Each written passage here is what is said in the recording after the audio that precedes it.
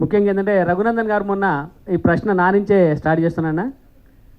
రఘునందన్ రావు గారు మొన్న సిద్దిపేటలో మాట్లాడుతూ ఆయన మీద పోటీ చేసి ఓడిపోయినటువంటి మాజీ ఐఏఎస్ మాజీ కలెక్టరు వెంకట్రామరెడ్డి భూముల మీద విచారణ జరిపిస్తాను, అవసరమైతే వాటిని పేదలకు ఇచ్చేలా చేస్తాను అని చెప్పి ఒక మాట మాట్లాడడం జరిగింది. నా ప్రశ్న ఏంటంటే, ఊరికే కంటి తూర్పుగా ప్రజల్ని మెప్పించడం కోసం మాట్లాడినటువంటి మాట, లేకపోతే నిజంగా మీరు ఆ భూముల మీద ఏమైనా ఇప్పటిదాకా సర్వే లేని కానీ లేకపోతే దానికి సంబంధించిన సమాచారాన్ని ఏమైనా సేకరించారా? నిజంగా ఇది సాధ్యమేనా? దీన్ని మాట్లాడాల్సిందిగా కోరుతా ఉన్నాను.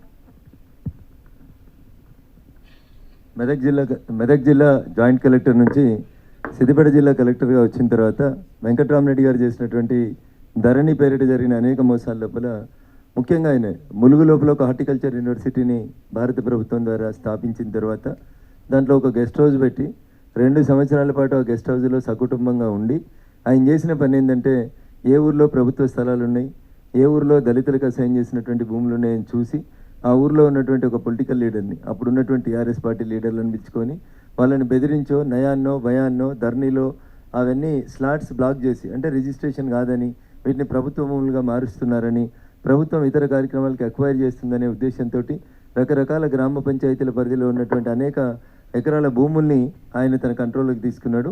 ఉదాహరణకి ములుగు మండలం క్షీరాసాగర్ అనేటువంటి గ్రామ పంచాయతీ పరిధిలో సుమారు 80 దళిత కుటుంబాలకి గతంలో ఎప్పుడో ప్రభుత్వం, ఉమ్మడి ఆంధ్రప్రదేశ్ ప్రభుత్వం ఉన్నప్పుడు ఇచ్చినటువంటి పేదలకు అసైన్ చేసినటువంటి భూముల్ని ఇవి లావణి పట్టా అని, ఇవి కారీజ్ ఖాతా అని చెప్పి, ఈ భూములు మీ పేరు మీదకి మారాయని చెప్పి మీరు వీటిని మాకు ఇస్తే 10,000, 20,000, 50,000 ఇస్తాం, తీసుకోండి, లేదంటే ఈ భూములు మొత్తం ప్రభుత్వానికి స్వాధీనం చేసుకుంటామని చెప్పి తెలివిగా తన కంపెనీ రాజపుష్ప పేరు మీద కాకుండా 5 ఎకరాలు 10 ఎకరాలు ఫామ్ ల్యాండ్స్ పేరిట అనేక రకాలైనటువంటి కంపెనీల పేరు మీదకి మార్చుకున్నట్టు మా దృష్టికి ఆ గ్రామ దళితులు తీసుకొచ్చారు. దానికి సంబంధించినటువంటి ఫైల్ మొత్తం అప్డేట్ కోసమని జిల్లా కలెక్టర్ గారిని అడిగినాం. త్వరలోనే దానికి సంబంధించిన వివరాలు వస్తాయి. ముందుగా దళితులకు అసైన్ అయినటువంటి భూమి కాబట్టి మొదట క్షీరాసాగర్ నుంచే ఆ పని మొదలు పెడతాం.